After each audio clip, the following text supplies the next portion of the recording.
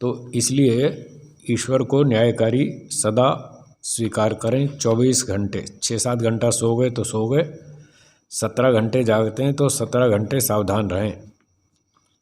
जब लोग मॉल में जाते हैं तो वहाँ एक कैमरा लगा होता है, CCTV कैमरा, और वहाँ आसपास में एक सूचना भी लिखी है बोर्ड पर, आप CCTV कैमरे की नज़र में हैं, है ना। जब आदमी उसको पढ़ लेता है, अच्छा यहाँ कैमरा लगा है और हम कैमरे की नज़र में हैं, तो फिर व्यक्ति सावधान हो जाता है, सोचता है भाई यहाँ गड़बड़ नहीं करनी है, कैमरे में फ़ोटो आ गई तो फिर पिट जाएंगे, तो फिर वो सावधान हो जाता है। और जब मॉल से बाहर आ जाता है फिर वो सोचता है अब तो कैमरा नहीं, अब जो मर्ज़ी कर लो। वो ये भूल जाता है मॉल का कैमरा तो नहीं है, ईश्वर का कैमरा तो लगा ही हुआ है, वो थोड़ी हट गया। तो ईश्वर का कैमरा तो 24 घंटे चालू ही रहता है, वो हटता ही नहीं कभी। लोग भूल जाते हैं इस बात को, इसलिए गलतियां करते रहते हैं, और उसकी सारे कर्मों की रिकॉर्डिंग होती रहती है ईश्वर के कैमरे में। ये तो मैं मोटी भाषा बोल रहा हूँ। हाँ, कभी आप यूँ नहीं सोचना ईश्वर ने भी कैमरे लगा रखे हैं। वो कोई कैमरा मशीन इस्तेमाल नहीं करता, उसकी नज़र ही उसका कैमरा है, सबको देखता है। और ऐसी आँख भी नहीं है ईश्वर की, जैसी हमने प्रकृति से उधार ले रखी है, ऐसी ईश्वर की कोई आँख नहीं है। वो अपनी आँख से देखता है, अपनी शक्ति से देखता है, उसको ऐसी आँख की आवश्यकता नहीं है। हमको आवश्यकता है, इसलिए हम उधार ले लेते हैं प्रकृति से। तो ईश्वर की दृष्टि हम पर सदा रहती है, इसलिए ये सोचकर काम करना चाहिए कि ईश्वर न्यायकारी है, छोड़ेगा नहीं, जहाँ भी गलती करेंगे उसका दंड मिलेगा। और ये भी साथ सोचना चाहिए कि हम अच्छा काम करेंगे तो इनाम भी मिलेगा।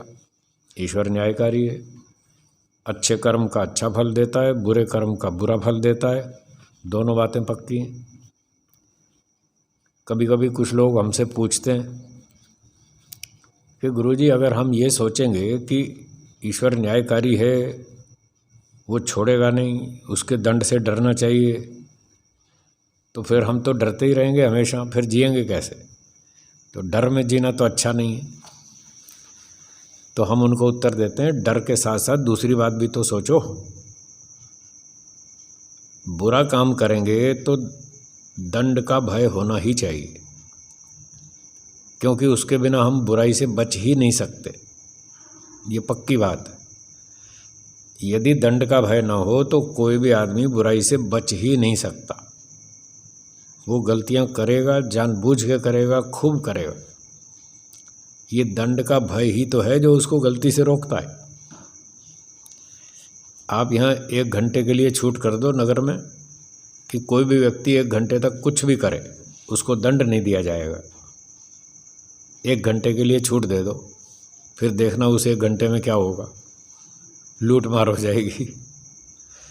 जो भी सामने आएगा उसी को ठोक देंगे, हैं, उसको पीट लेंगे, उसको लूट लेंगे। जो ताकतवर है वो कमज़ोर को पीट डालेगा, दंड तो मिलना नहीं। तो ये हाल हो जाएगा। आप 1 घंटा भी नहीं जी सकते अगर दंड हटा दिया जाए तो ये तो ठीक है कि हम गलती करेंगे तो दंड मिलेगा, पर उसके साथ साथ दूसरा पक्ष ये भी तो है कि यदि हम अच्छा काम करेंगे तो इनाम भी तो मिलेगा। तो अब बोलिए, इनाम चाहिए या नहीं चाहिए? चाहिए। तो इनाम चाहिए तो फिर अच्छे काम करो, उसका उत्साह बनेगा कि हम अच्छा काम करेंगे, इनाम मिलेगा। और दूसरा पक्ष ये है कि अगर गलती करेंगे तो दंड मिलेगा। क्या दंड भोगना चाहते हैं? नहीं चाहते। तो ये सोचकर कि हम दंड भोगना नहीं चाहते, इसलिए हम गलत काम नहीं करेंगे, तो वो केवल एक भय मात्र होगा, हमको बुराई से बचाने के लिए एक रक्षा कवच होगा बस। बाकी हम भयभीत नहीं होंगे। भयभीत तो वो होगा जो गलती करेगा। तो हम पहले ही सोच के बुद्धिमत्ता से काम करेंगे, गलती करेंगे ही नहीं, तो क्यों दंड मिलेगा और क्यों भय लगेगा? कोई भय नहीं लगेगा। तो दोनों बातें सोचें। अच्छे काम करेंगे तो इनाम मिलेगा, उससे हमको अच्छे काम करने की शक्ति प्राप्त होगी, प्रेरणा मिलेगी, तो हम अच्छे काम करेंगे और हम अच्छे आनंद से जिएंगे। जब अच्छे काम करेंगे तो ईश्वर हमको सुख देगा, इस प्रकार से सोच के काम करना चाहिए। ये नहीं सोचना चाहिए कि ईश्वर तो दयालु है, वो तो माफ़ कर ही देगा। बिल्कुल नहीं करेगा। ऐसा दयालु नहीं है माफ़ करने वाला, वो तो दंड देकर सुधारने वाला दयालु है। इस प्रकार से ईश्वर के कर्म बताए। तो पहली परिभाषा में महर्षि दयानंद जी ने बहुत सुंदर परिभाषा बताई ईश्वर की, उसके गुण कर्म स्वभाव बताए, कर्म भी बताए, स्वभाव भी सब बताए। तो इन गुण कर्म स्वभावों को देखकर समझकर हम भी जितना धारण कर सकते हैं उतने गुणों को हम भी धारण करने का प्रयत्न करें। तो ये सब पढ़ने का लाभ है, समझने का लाभ है। यदि हम पढ़कर समझकर ऐसे ही छोड़ देते हैं और उन चीज़ों को, अच्छी चीज़ों को, अच्छे गुणों को अपने जीवन में धारण नहीं करते तो कोई विशेष लाभ नहीं है पढ़ने का। बल्कि कई बार तो ये देखा जाता है कि फिर पढ़ने से हानि भी होती है। सिर्फ पढ़ाई कर लेते हैं और आचरण ठीक नहीं करते तो फिर तो हमें नुकसान भी होता है और ज़्यादा नुकसान होता है। वेद का मंत्र आप पढ़ते हैं, विद्यां च यस्तद्वेदो भयं सह अविद्यया मृत्युम तीर्त्वा विद्ययामृतम अश्नुते अंधं तमः प्रविशन्ति ये अविद्याम उपासते ततो भूय इव ते तमो य ओ विद्यायामृताः। पढ़ते हैं ना। हाँ, तो इसमें यही कहा है ना कि जो अविद्या में काम करते हैं वो अंधं तमः प्रविशन्ति, वो अंधकार में जाते हैं, दंड भोगते हैं। और ततो भूय, उनसे भी अधिक दंड वो लोग भोगते हैं।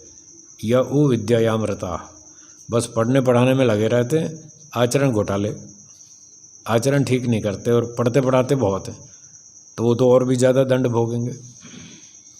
इसलिए वेद का ये सिद्धांत है कि यदि हमने पढ़ तो लिया और आचरण ठीक नहीं किया तो हमारा दंड और अधिक बढ़ जाएगा।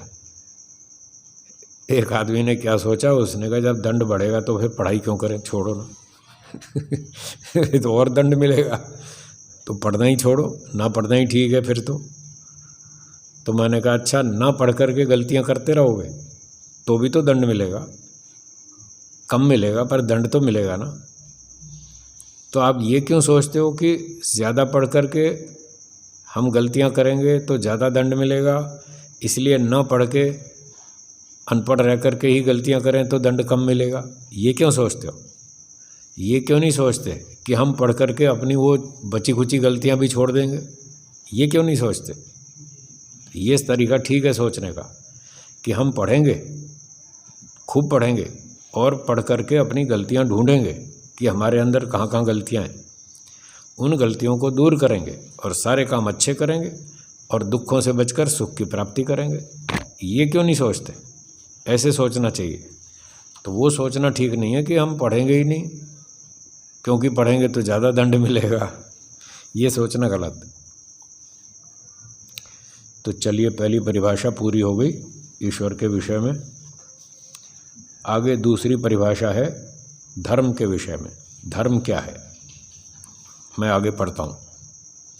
धर्म, जिसका स्वरूप ईश्वर की आज्ञा का यथावत पालन और पक्षपात रहित न्याय सर्वहित करना है, जो कि प्रत्यक्षादि प्रमाणों से सुपरीक्षित और वेदोक्त होने से सब मनुष्यों के लिए यही एक मानना योग्य है, उसको धर्म कहते हैं। तो जैसा ईश्वर बहुत उलझा हुआ विषय है, ऐसे ही धर्म भी उलझा हुआ विषय है। लोग ईश्वर को भी नहीं समझ रहे और धर्म को भी नहीं समझ रहे। सबसे अधिक झगड़ा इन्हीं दो विषयों पर है, धर्म क्या है और ईश्वर क्या है। तो ईश्वर के बारे में तो हमने थोड़ा समझने का प्रयास किया वेदों के हिसाब से कि ईश्वर वास्तव में कैसा है। अब धर्म की बात भी थोड़ी समझने की कोशिश करते हैं कि धर्म कैसा है, वास्तविक धर्म। आज तो लोग तरह तरह के धर्म बनाए बैठे हैं, तो वो धर्म नहीं है, उनका नाम है संप्रदाय। हाँ, क्या नाम है? संप्रदाय। धर्म और संप्रदाय में अंतर है। देखते हैं धर्म के बारे में क्या लिखते हैं महर्षि जी। जिसका स्वरूप ईश्वर की आज्ञा का यथावत पालन, ये है धर्म। ईश्वर की आज्ञा का यथावत ठीक ठीक पालन करना, उसमें ऊंचा नीचा नहीं करना, हेरा फेरी नहीं करना, गड़बड़ नहीं करना।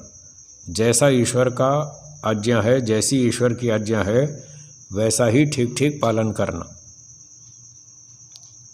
तो ईश्वर की आज्ञा कहाँ है और क्या है? ईश्वर ने सृष्टि के आरंभ में 4 वेदों का उपदेश दिया। ये हम बहुत दिनों से पढ़ते सुनते आ रहे हैं। तो इन 4 वेदों में ईश्वर ने अपनी सब आज्ञाएं बता रखी हैं।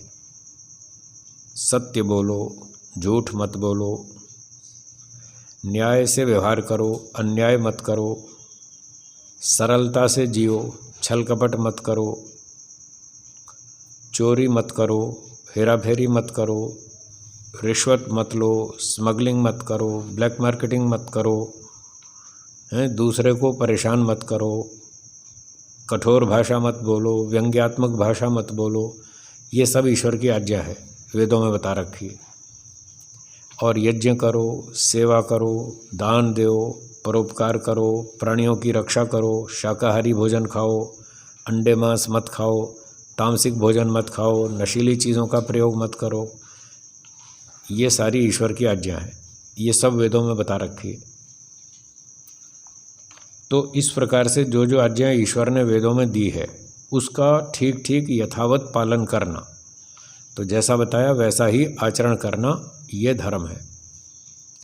ईश्वर की आज्ञा का पालन करना धर्म है। तो ईश्वर की आज्ञा वेद है, वेदों में बता रखी है। इसका अर्थ ये निकला कि वेदों में जो बातें बताई उसका पालन करना धर्म है। पर क्या होता है कि समय समय पर कुछ परिस्थितियां बदल जाती हैं। जब परिस्थितियां बदल जाती हैं तो उस समय की परिस्थिति के अनुसार हमें कुछ काम बदलने पड़ते हैं। उदाहरण के लिए, रोज़ का तो वेद में लिखा है कि स्नान करो, रोज़ का नियम लिखा है नित्य कर्म में स्नान करो। अब एक दिन कोई व्यक्ति रोगी हो गया, बुखार आ गया, उसको निमोनिया हो गया, बुखार आ गया, कोई ठंड लग गई, कुछ इस तरह से रोगी हो गया, तो वैद्य जी ने कहा भाई कल स्नान नहीं करना, एक दिन के लिए मना कर दिया। अब ये जो कहा कि स्नान नहीं करना, ये देश काल परिस्थिति के अनुसार उस मूल नियम में थोड़ा परिवर्तन किया। वैसे तो रोज़ नहाते ही, नहाना भी चाहिए, पर अब रोगी है तो कल नहीं नहाना, एक दिन के लिए छुट्टी कर दी, नहाना नहीं। तो ये परिस्थिति के अनुसार छूट दी गई है। ये ईश्वर, वैसे तो परिस्थिति के अनुसार जो छूट दी है वो भी ईश्वर की आज्ञा के अनुकूल ही है। ईश्वर ने भी ये कह रखा है कि जब रोगी हो तो मत नहाना, तो वैद्य ने भी वही बात कही कि अब तुम रोगी हो तो अब नहीं नहाना। तो वो रोगी होने पर न स्नान करना ये धर्म है। पर आगे क्या हुआ, दूसरे लोगों ने उसको समझने में भूल कर दी। एक व्यक्ति ने अपनी अटकल लगाई, भाई कल तो बुधवार है और ये वैद्य जी ने कहा है भी कल नहीं नहाना। उसने क्या अर्थ निकाल लिया, बुधवार को नहीं नहाना। वो मूल कारण तो भूल गया कि बुखार या रोगी होने के कारण मना किया था, बुधवार के कारण नहीं मना किया कि बुधवार को नहीं नहाना। अब उसने मूर्खता से क्या किया, उसको हमेशा के लिए लागू कर दिया। अगले बुधवार को भी नहीं नहाया, अगले बुधवार को भी नहीं नहाया। इसका नाम है संप्रदाय। जब धर्म को व्यक्ति ठीक से नहीं समझता, उसके मूल उद्देश्य को ठीक से नहीं समझता और अपनी मनमानी से उल्टे सीधे नियम बना लेता है, उल्टे सीधे कानून बना लेता है, जिस परिस्थिति में वो बात कही गई थी वो परिस्थिति हट जाने पर भी उसको लागू रखता है, तो मतलब बुद्धिमत्ता से काम नहीं लिया ना।